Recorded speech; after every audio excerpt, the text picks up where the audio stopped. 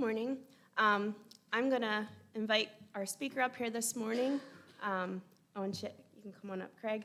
Introduce you to Craig Wieland.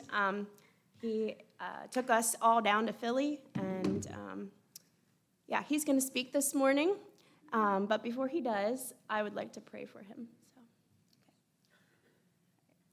Dear Lord, I just thank you so much for this morning that we can all gather here at your house, Lord, and I just praise you for that, Lord. I praise you for all that you do for us, Lord.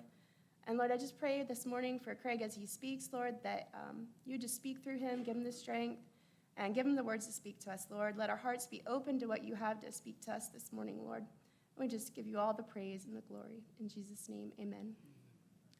All yours. You're welcome. So this was supposed to be easy. I was going to come in and share my testimony and a little bit about the trip with the kids and the youth, and they were going to come up and share some of their stories. And if we had time, I was going to share a little bit about the motorcycle thing that I do and the school that we got started in Pakistan. And I found out Monday that I lost my son.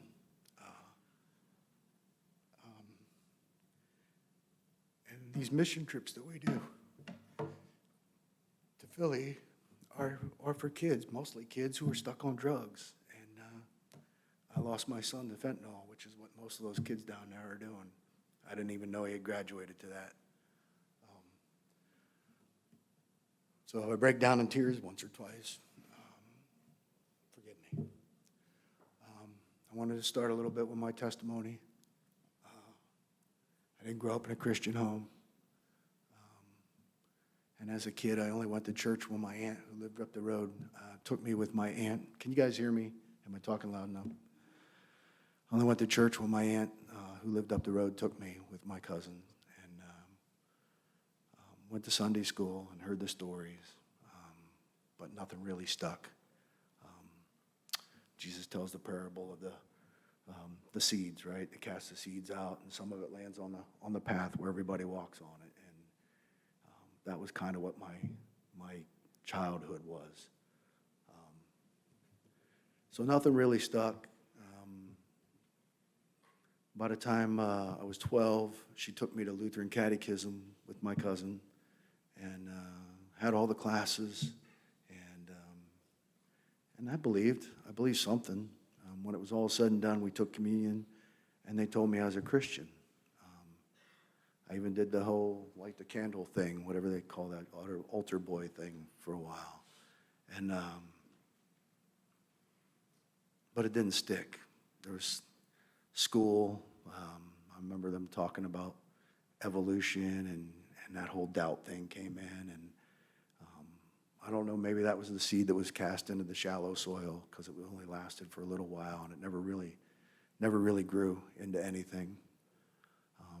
And by the time I was 13, 14, 15, somewhere in there, I was stealing tobacco from my grandfather who lived next door. And my uncle owned a beer distributorship, and he'd bring these vans home with the taps in the side. And my brother and I were getting drunk in the woods every weekend when he'd bring these vans home. So there was nothing real ever came out of that catechism thing. Went through my teen years,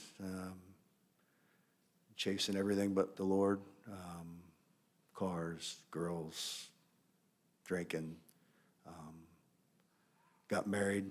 Well, I went to Army, got married, started having kids, and my life started melting down in that first marriage. I found out she was cheating.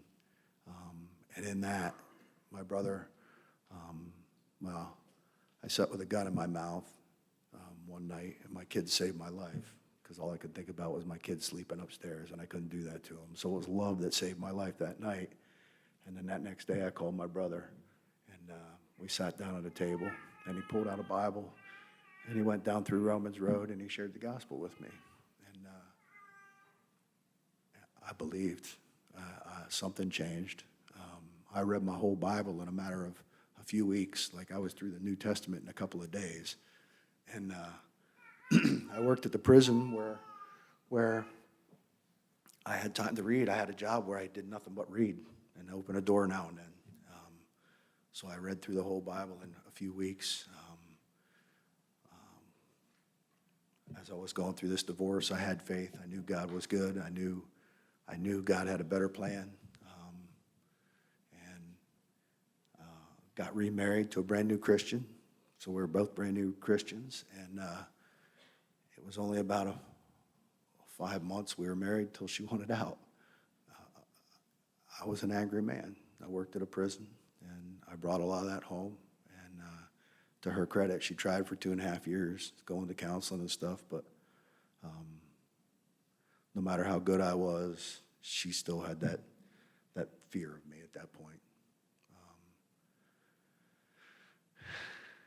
And I still believed, but the enemy used that as a way to put some doubt that maybe God isn't big enough. Maybe God isn't strong enough. Maybe God can't help me change. Maybe. There's a lot of doubt. So over the course of the next 18 years, I still went to church. I still looked like a Christian, showed up at church every week, gave a little, served a little, got remarried again.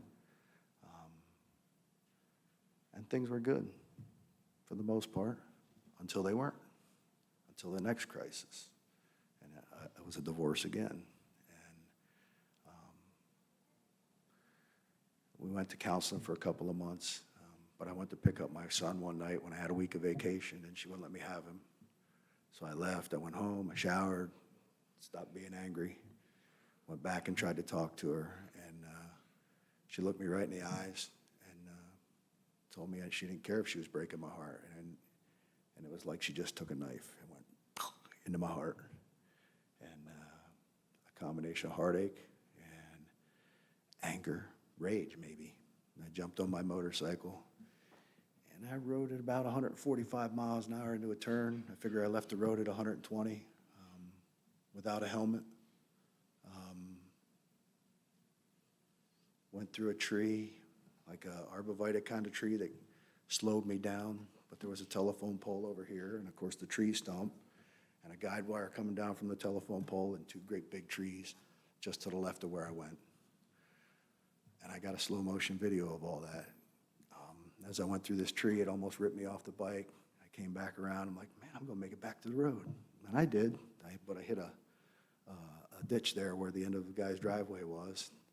Went over the handlebars, landed in the road. Remember thinking, oh, God, here comes the motorcycle. It missed me. And I stopped rolling right at the end of my pastor's driveway. Motorcycle went on down the road. 3 shots of morphine before I ever made it to the hospital because the pain was so bad. They're like, are you cold? No, it hurts. I shattered my hip. When people break their hip, they usually break the ball off the end, not me. I drove it straight in and shattered my hip, the socket, and I broke my pelvis up above it and below it. So I laid in the hospital for a few days, and somebody brought me my Bible. I don't even remember who because I was on pain meds and whatever. And when I was able to read it, I started in Matthew, and I made it as far as Matthew 7. And probably the most scary words in the Bible, at least to me they are, is many are going to say to me, Lord, Lord, and I'm going to say to you, I never knew you. And in that moment, it was like God took that veil off my eyes. It was like I could see myself for the first time. Like I heard it before, you're a sinner, you're a sinner. I heard it, but it was like the first time I could really see it. And I had just survived something that you shouldn't live. I didn't have a helmet on. I was wearing shorts and a tank top, no helmet, and I lived. So I knew God had a plan and a purpose, and he loved me. And yet all these years I've been living for me and myself and mine, and it was about my house and my wife and my kids and my job and my 401k and my vacations. It was all about me. Laying in a hospital bed broken, I couldn't get up and surrender, get on a knee and break down. But I gave my life to Christ that day, and it was real. It was no more this seeds cast into the thorns that I was living before. It was real, and something changed in that day. Fast forward a few weeks, I'm back to moving. I'm up and walking. My wife wouldn't let me come back to the house. So I was living in my parents' camper, basically, up Pine Creek. And I woke up one morning at 4 o'clock in the morning. I'm going to share with you the dream that God gave me in that moment, that gave me a purpose and gave me a mission. 4 o'clock in the morning, pitch black, dark, nothing around. I'm on Pine Creek in a little camper. And with every word, it was like a bright flash of light and I don't know, a booming voice. That's the best way I can describe it. I wake up, oh man, and listen. I have heard your cries and counted your tears. Your bride has broken her covenant with you. But fear not, I prepared you for this day, and I love you. Have I not steered you back onto the path of righteousness? Have I not steered you back onto the path of righteousness when you were wavering? Have I not touched your hip and spared your life, as I did with Jacob, and blessed you? You are my son, whom I love, and my strength is sufficient for you. I've been holding on to that all week. No matter the anger, the insults, or venom that are directed toward you, you must remember that I am with you always. Go tell my church to get her head out of the sand and her hands out of her pockets. Now, I've been living for myself for 45 years. I'm a brand new, legit believer. What am I supposed to tell the church? I don't know what I'm supposed to tell the church. So I poured myself in the church.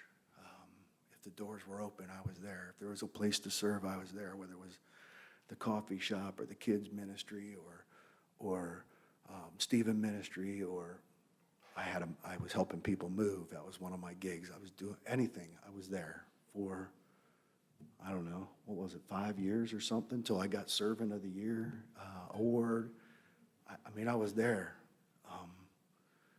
But the more I served, the more I saw. And the more I saw, the more I understood what God wanted me to tell the church. And first I had to live it myself. Have we got those pictures?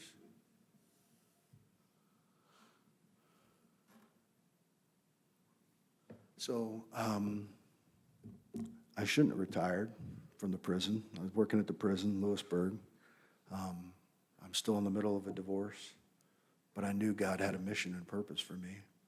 So I retired, and I bought that little red pickup truck, and I found a guy who was crazy enough to drive it to Guatemala with me. And I think it's when it really started breaking down between me and my own church leadership was, you can't do this. It's not safe.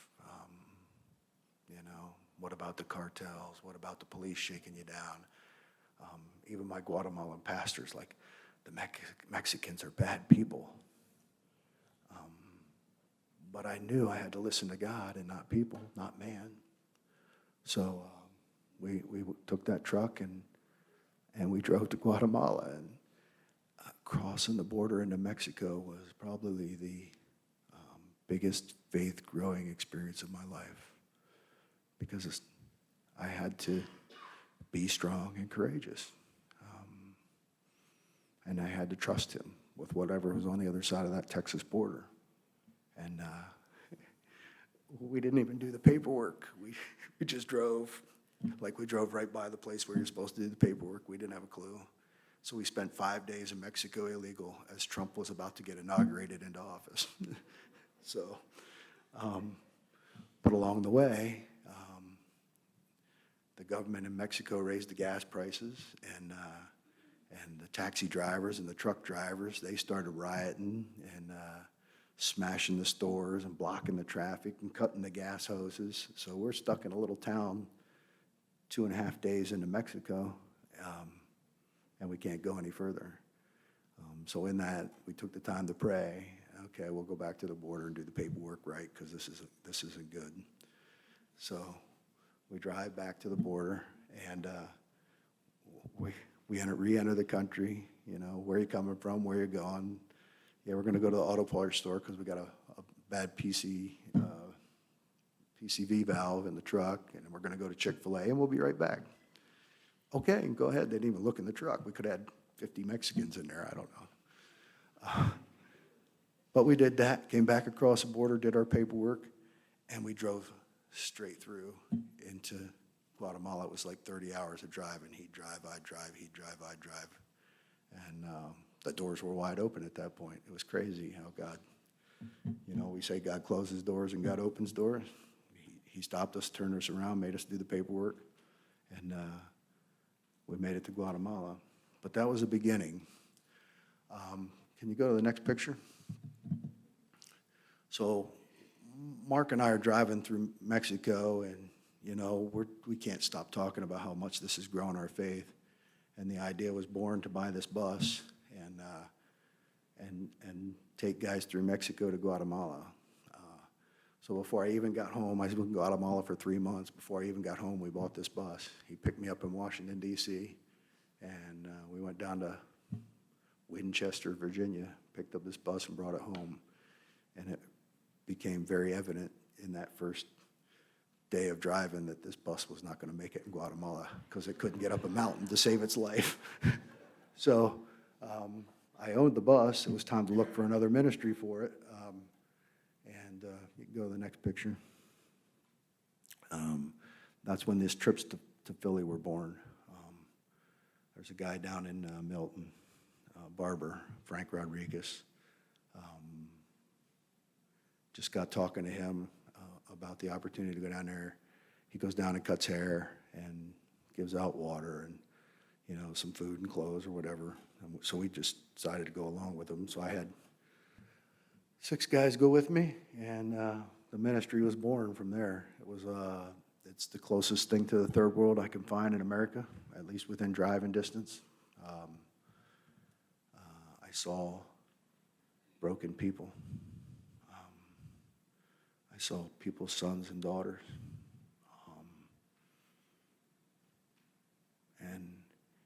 And the effects of, I guess fentanyl was out by that point, but I saw the effects of heavy drug use. And, you know, we were giving out hot dogs and water, and they're shooting up right in our hot dog line. It was a whole nother experience. But I knew that was a faith builder for the church. So that's how we got started. And it basically runs on the donations from people who go. I drive school bus. I put all that money into an account for this. People chip in for a little bit of fuel, and that's how it's been working for the last, what are we on, 6 years now. So it is my mission. What I've discovered God wanted me to say in that dream was that we need to be on mission. We do a lot inside the church. What we don't focus on, my Facebook post this week, before I found out about my son Monday morning, was the great disconnect. So we have a great commission to go make disciples, but it's more like a great disconnect at this point. More than 3 billion people in this world have almost no chance to hear the gospel, and we're not focused on going to them. I know from going out with these young people, this church might be different. You might be on mission. And this is where I start making people mad at me. I don't know who your elders are or your board, however you're set up. But if you look, the average church in America spends 87% of their resources on ourselves. On the building, on the salaries, on the chairs and the carpets and the lights and we spend 87% of it on ourselves. We take about 12% of that, and we use it for ministry. But again, it's ministry to ourselves, to places that already have the gospel, to places that have Bibles, have churches, have believers, have people who can share their faith, are supposedly being trained up to share their faith. And we leave 1% to go to the parts of the world that do not have Bibles, do not have churches, do not have Christians, do not have Christian radio, do not have Christian TV, do not have a chance to hear the gospel. And that's the message he told me to share with the church. And one of the beautiful things about these trips to Philly is I can have multiple different churches, like 15 different congregations represented from 9, 10, I think we had 12 the one trip, 12 different denominations. I got horse and buggy Mennonite and Catholics and Baptists and Wesleyans and Methodists and non-denominational, and they're all sitting right next to one another. And we don't argue about doctrine. We don't argue about speaking in tongues. And all that stuff goes to the side. Why? Because we're on mission. We all love Jesus. We all want to share our faith. We all have a message of hope to give. All that other stuff can all go to the side because we're on mission. And that's been my struggle this week, trying to remember. My kid didn't know the Lord. He heard it, much like his old man. It landed on the path. I don't know what he believed as a kid, but as a teenager, he chose. And he walked away. And I can't change that. I just remember God is sovereign. And my God is love. My God is perfectly just. And I know he loves my son. I know he wrapped himself in flesh and came here and died for my son too. And my son chose. But our job is to go share it, to go tell people and give them the opportunity.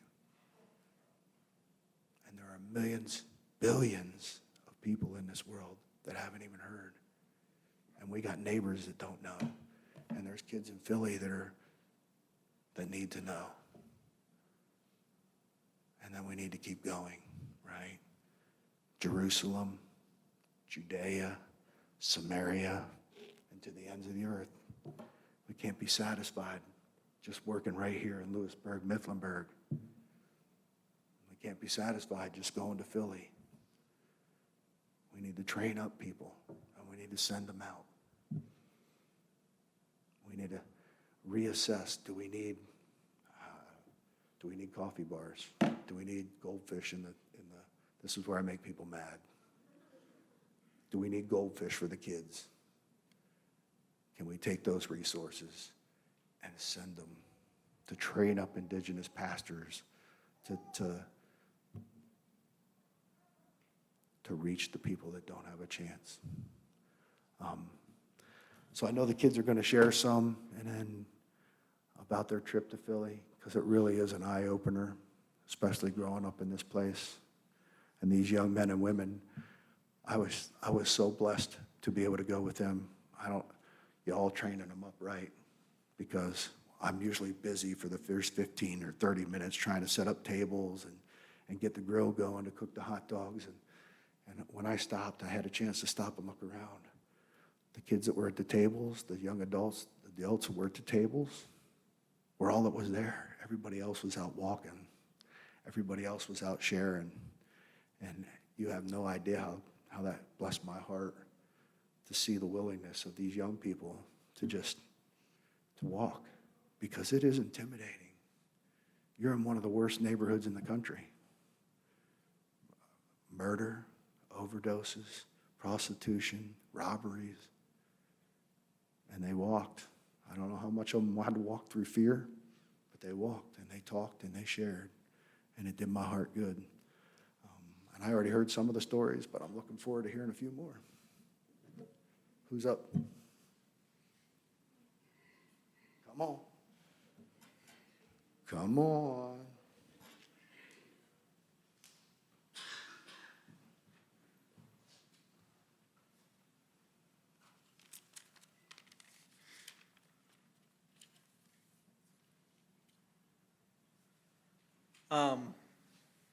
First of all, thank you, Craig, and thank you for giving us the opportunity to go to Philly. Had you asked me several months ago what the first thing that comes to mind when I think of Philadelphia, I would have told you it's the Eagles, the Phillies, sports. I'm a huge sports guy. You ask me now, and I would say a need, depravity, addiction, and that's just a few of the thoughts that come to mind. I was fortunate enough to go with the youth group, and I'm so thankful for that, that I was allowed to and that I was able to. We got there, like Craig said, we split up into groups, and then we just went out. And I'm a guy, I like to run my mouth. I like to talk a lot. And I don't really have much of a problem with just talking to people. But I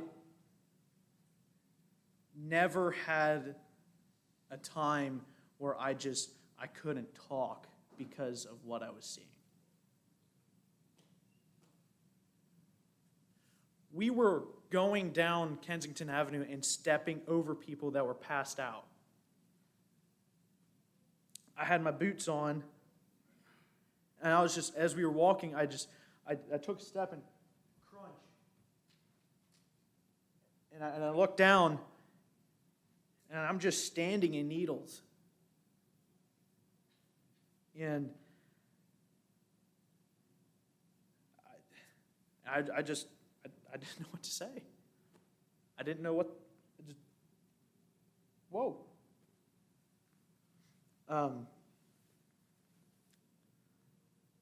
And as we kept going, Kurt and I, we were in the same group, and we both just looked at each other like, "What do we say? How do we open up?" Me, I like to talk a lot, and the best thing I can do is, "Hey, how you doing?"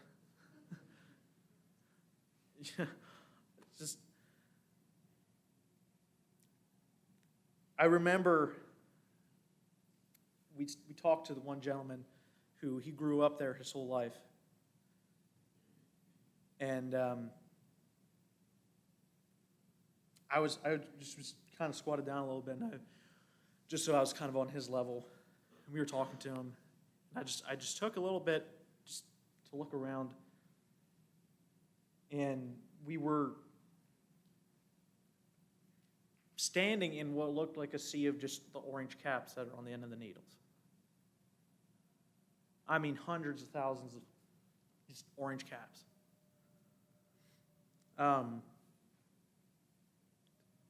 The biggest thing that stuck out to me was our group. We were walking down Kensington, and a lady, she came over to us and, hey, y'all are church people, right? Well, yeah. Hey, well, come over here, talk to this guy. He wants to hurt himself. I'm like, I don't know how to talk to somebody. What? I don't know how to talk somebody down. We went over there, and I never thought that me just shutting up for a little bit would do that much good. Just listening to what he had to say. I mean, he went on and on and on. He had a knife with about a 3-inch blade, and he was waving it around. We showed up. He was all wound up. He had his knife. He was waving it around, and he was shaking it, and I'm just like, "Hey, buddy, what's going on?" And I was at the time, I didn't even think about it, but on the way home, I was like, I've never felt the peace of God like I did then. This guy had a knife. He was shaking it in my face. A knife in my face. And I just stood there and was like, hey, bud, how you doing? Me now, I'm like, you know? He just, on and on and on and on and on. He kept going, kept going, kept going, kept going. He's like, nobody loves me. I said, buddy, you're wrong. I said, all these people in our group, we love you. I told him, I said, I love you, buddy. I said, more importantly, I said, God loves you. He said, there's somebody that's wants to, he gave his life for you, man. That's how much he loves you. And he just, yeah, I know, that's what he would say. I know. And like I said, I just never thought that me being quiet and just listening to somebody for, I don't know, half hour, 45 minutes, whatever it was, when we walked away, he was cool. He was chill. He was mellow. He wasn't all wound up. His knife was away. He was just, he wasn't exactly going away skipping, but, he was still just himself.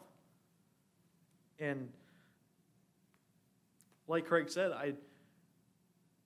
as I was walking through, I felt a conviction and a bit of a frustration for myself. Where am I? Where have I been? Why haven't I? These people are hurting. Why haven't I been here? These people need to see the light at the end of the tunnel. Where am I? What was I doing? I'm just a country bumpkin up here in Snyder County, Union County, just living my life, going to work, and boy, oh boy, somebody talked to me the wrong way, and that just pissed me off, And that is nothing. And it was such a challenge to me to just keep going, man. If I have that opportunity to share the gospel with somebody, whether it's just the cashier at the gas station or whatever, I feel now as if I would be able to do that.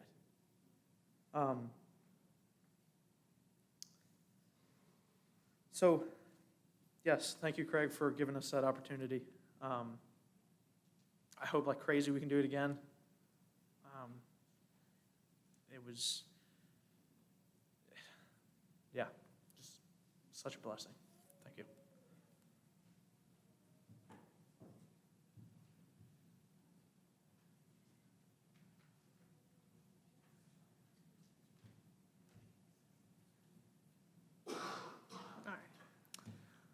On Sunday, April 23rd, we as a youth group took a trip to the streets of Philadelphia. We didn't go to see a ball game or to go on a shopping trip, but to pass out hot dogs on a needle-filled street. We started our venture here at the church where we all prayed for a safe trip. We then hopped into the vans, raring to go. Craig had come to talk to us before the trip to give us just a hint of what we should expect, but I don't think that little talk prepared any of us for what was to come. The way down was a fun, laughter-filled ride, cracking jokes and carrying on. But as we drove into downtown Philadelphia, we all sobered up pretty fast. Everyone's mouths hung open, just staring at what we were going to be dealing with.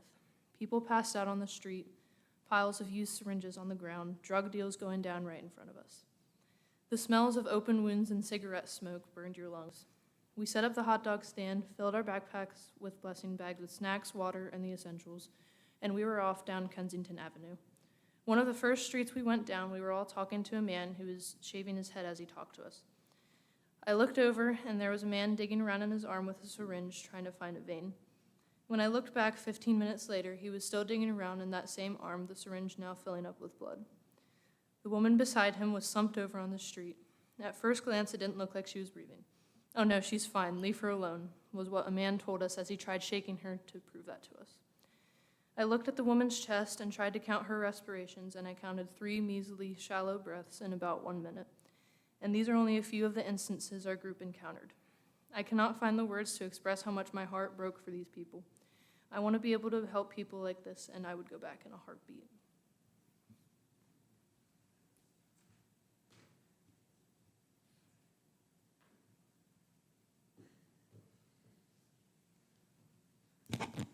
Hello, everyone. Hope you all having a good morning. So I had the opportunity to go to Philly. I've never done anything like this before. I knew Philly was a bad place, and I was not expecting what to see down there. Obviously, like Ellie said, the trip was a great time going down there. And then as soon as we got to Kensington, like all the windows are boarded up. Like, I guess the people didn't want like the druggies overdosing. We go to the park and there's just like people slumped over. Then we get out, it's like smells like New York City down there. It's disgusting, but it's but it's also, it was like the first guy we encountered. It's like he seemed to come from a good place, but he like lost everything and then he went to drugs. I mean, he eventually came down to the park. There was a lot of people down there with like open wounds, lots of swelled legs, just needles everywhere.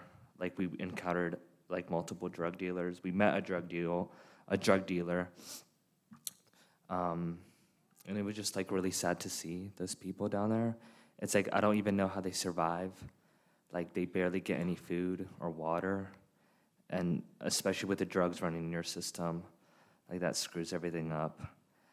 And just the people we talk to, it's like they seem to come from like a place, like a good place, but then they just turned to drugs and that took over their whole world. Like we talked to a nurse, a CNA, and she was like saying how she chose the straight life. And I mean, it didn't seem to be going well for her. Like she's homeless and lost everything. And then there was another lady who was a nurse too, but she turned to drugs, and she didn't see her kids. And it was like really sad to see. So, I mean, it was an eye-opening experience, and I mean, I'd be willing to go down there again. And I think everyone should go. So, that's it.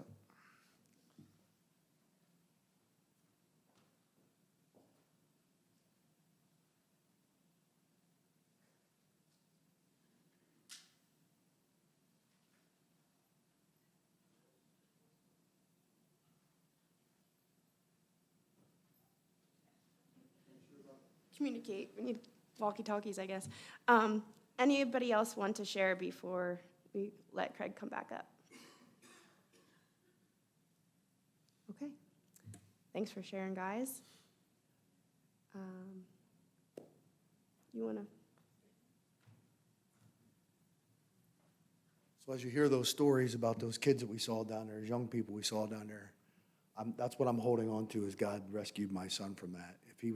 I knew he was dabbling in marijuana and mushrooms, and even let a cobra bite him on a toe when he was in India. So I knew he was dabbling in all that. But if he was hooked on fentanyl, he still had a job at Temple and he was still functioning. Maybe God saved him from all that. I don't know. I just know my God is good. But they got their eyes open to real needs that we don't see here. If you have, because it is here, it's just kind of on the down low. They keep it better hidden. They're not living on a corner somewhere. But if you know somebody going through, trying to recover, trying to break away, Steph's very involved down at Recovery Church in Sunbury. Pastor Billy is, he came through it. He fought the addiction for years. He's got one awesome testimony of how God rescued him. So if you know family member or somebody who is fighting that battle, maybe you don't lose them like I lost my son. If you can get them plugged in at church, plugged into people that have been there and can walk with them. You have the motorcycle picture by any chance? All right, so another ministry I got involved in, I drove 3 trucks down to Guatemala just to prove that the first one wasn't a fluke. Actually, the first one got stolen. Before I ever got home, somebody gave me another one to drive down, and then I took a third one down. And then my buddy Mark and friend Lon and Brenda drove a fourth one down. But at some point, I was down there doing playgrounds, and that message I just shared with you about we go to the places where the church is already at, that's Guatemala. The church is there. I couldn't find a place that the church wasn't at. I was putting a playground in a little village that formed out of that volcano erupting down there 4 years ago. And it's a little tin shack village with 28 shacks, and they already had 2 pastors in the village. 28 shacks, and they had 2 pastors. I'm asking God, where can I go? And that's how I ended up going to India. So my first trip doing motorcycles, because everybody rides a motorcycle in the third world places like India. My friends helped me raise enough money to buy 6 motorcycles. A little God story of how he connected me. I came home from that trip on Guatemala. I walked into the coffee shop at Christ Wesleyan Church, and I was telling one of the ladies that works in there, and she says, have you met this guy, Josh? I'm like, no, should I know Josh? No, but he just got back from India. So she connected us on Facebook, on Messenger. Hey, Josh, this is Craig. Hey, Craig, this is Josh. Craig's interested in going to India. You just got back from India, da-da-da. So I just shared real quick what God had put on my heart about doing motorcycles. And Josh was literally just home. He was still sleeping off his flight. He got up. He said, no way, you're not going to believe this. The second thing I said after I got off the plane, I told my wife I loved her. And then I told her about this pastor that I need to get a motorcycle for. So, you know, that's how he works. Opened the door wide open for me. And then I just did a little Facebook fundraiser, and my friends hooked us up with the money, and I made my first trip, and we put 6 guys on motorcycles. And then the pandemic hit, and I couldn't go anywhere, couldn't do anything. And somehow I ended up getting connected with CMA. Another God story. So I go to visit my daughter in Florida, 21, I think it was. And I was down there over Bike Week, so I stopped at Bike Week on the way home. And I contacted a church. I said, hey, I got a school bus, I got a motorcycle, I'd like to park in your parking lot and go minister. You guys minister anywhere for Bike Week? And they had a little tent in the back of one of the saloons down there. And as I'm pulling into this church parking lot, there's all these campers sitting there. And I'm like, what is all this? And I found out real quick it was the Christian Motorcycle Association guys. And it was like another God moment, just setting me up. I heard the stories of what the CMA does. Of course, they're down there at Bike Week, and they're blessing bikes, they're praying with people. That's their ministry, right? They go to the biker world, and they share Christ. And I loved the idea, but what I really loved was every year they do a fundraiser, and 20% goes to buy Bibles for the third world, for the places that don't have Bibles. 20% goes to the Jesus Film Project. 20% goes to buy motorcycles for pastors in these countries. And then the other 40% stays in America. So I was hooked. I came back here. I got a message from the president, because the guy down there hooked me up with the president of the Pennsylvania chapter. And next thing I know, I'm hanging out with the CMA. And in 2022, I was able to do 6 motorcycles in India, 6 motorcycles in Tanzania, 1 in Panama. There's another 6 motorcycles. Where'd they go? Mozambique. Mozambique. So with the help of the CMA, I was able to, I don't even have to fundraise now. Like, people help me, but I don't really have to fundraise. We bought one of those motorcycles through CMA, and 3 of them with my friends and I. But it's a way to put these guys in Pakistan, India, these persecuted nations where the gospel's not at, so they can go a little farther, a little faster. They're not walking anymore. One of the guys I gave a motorcycle to in Tanzania last year, he replaced the bishop who was going from church to church to church the bishop was walking from one church to the next church and got attacked by a lion and killed. So that tells you how valuable a motorcycle is to him. So needless to say, I love the motorcycle ministry. I'm a biker. I've been on bikes since I was a kid, dirt biking, and when I got a license, I was 16 when I got my motorcycle license. So this is where my heart is. But when I'm in Pakistan, they're taking me out to these brick kilns, and I don't know if you know what slavery is. There's more slaves in the world today than there ever has been. We don't know that in America because we don't pay attention.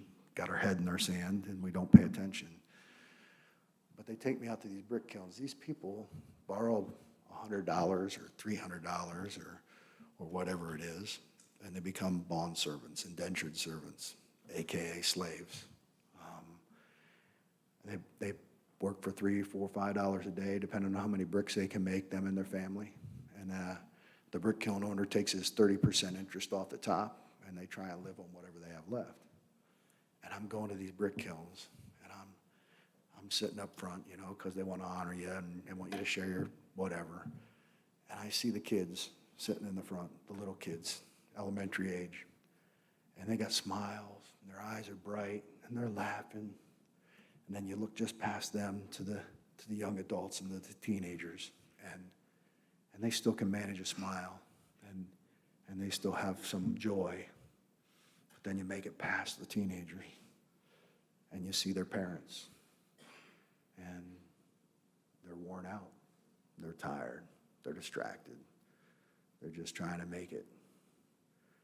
And then you look past them, and you see their grandparents.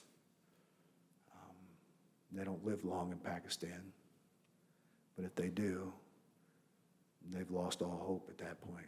They're just trying to hang on and not starve. I ran into a woman, her husband said she was 94, she said she was 90, so we just averaged it out and said she was 92, and she's still making bricks. And it's hard work. It's 120 degrees right there, right now in Pakistan, and they're out making bricks. And in another month, the rainy season will hit. And they can't make bricks. So what do? They borrow more money. And they're just a little deeper in the hole. And they never get out. Generation after generation after generation. So these guys were trying to help me, trying to show me the value of freeing families. And I can see that. But what I saw was all these kids don't get a chance to go to school. So if you go to the next one. Again, my friends and I, no particular church, just off of Facebook. My friends heard my cry, heard my request, and I asked for $20 and a promise to pray. And some people only gave $20, some gave $1,000. But we raised $5,000, and now 40 kids get to go to school. 40 kids have a chance to learn and not be illiterate. Maybe they won't sign a contract if they ever get free. Maybe they'll have an opportunity to do something better than making bricks because their parents are illiterate. They don't have a clue. I just got pictures. I didn't include them. But it's coming to the end of the year, and you know how our kids go on field trips? They took these kids to a field trip to the zoo, and 41 kids went on that trip, and not a one of them had ever been to the zoo. Like, they've never been off the brick kiln. So for $5,000, what's that average to a kid? 40 kids, divide have 5,000, what is it, $200 a year? I don't know what it is. But they have an opportunity. And that's because the church has their eyes open, and that's my mission. When I'm here, that's my mission. I love to travel. I love to be over there doing this. But what I want more than anything is for my brothers and sisters in America who don't experience persecution, who don't experience extreme poverty. I want them to see it. I I want them to have the opportunity for God to grab a hold of their heart and for them to open their eyes, get their head out of the sand and do something. Take their hands out of their pockets and do something. We can't all go, but we can all pray, right? We can all pray. On that note, there's 3 apps that I have. I have Global Christian Relief and the Voice of the Martyrs. Both those apps will tell you stories of our persecuted brothers and sisters and how you can pray for them. That's one of my every morning things. And then the Joshua Project app gives you every morning an unreached people group. 16,000 people groups in the world, still 7,000 plus are unreached. That's less than 2% Christian. Nobody to tell them. So we can all pray for those people. At the very least, we should be praying for them. And we can give, like I said, do we need goldfish? Do we need my old life? I was all about my 401k and my vacation and my fancy motorcycle and my car, my wife and my kids and my house and my. It's not me anymore. We can all, I'm sure we can come up with more to give, but we have to know the need and we have to have a heart to do it. We can all encourage. Like, part of why I do the Philly thing is I want the church to get up and move, so we can all encourage. Don't discourage your kids if they want to go on missions. I've heard that so many times of a parent that's afraid of letting their kid go to a place like Pakistan. I went to Pakistan. It's not scary. It's dirty and it stinks. It's hot. It smells terrible. You think it smelled bad in Philly? Go to Pakistan. Oh. I literally had to constantly. I couldn't even eat. It smelled that bad. Don't discourage them, though. Encourage them. Train up those disciples to go make disciples. And then, if you can, go. I'm not even going to say if you're called, right? The Great Commission, go make disciples. That's a commandment. How can you go make disciples? Maybe you can't fly halfway around the world, but you can go out those doors and go be on mission. Go be on mission.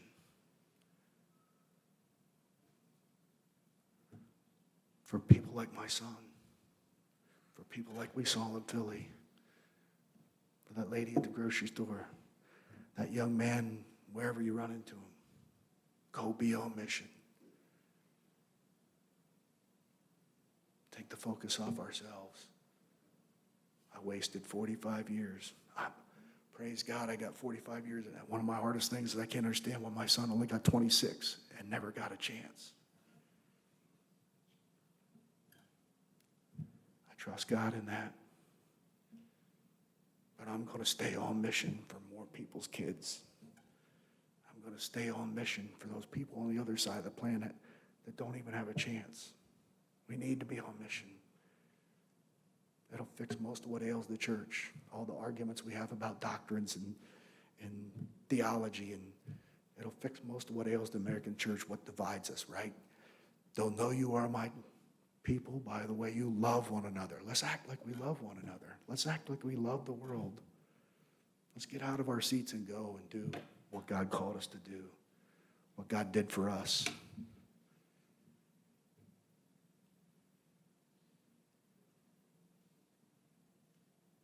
That's why we're here. That's why he died for us. Pick up your cross. Die to yourself and follow Jesus. And that's about all I got to say. Hopefully I didn't make anybody mad at me.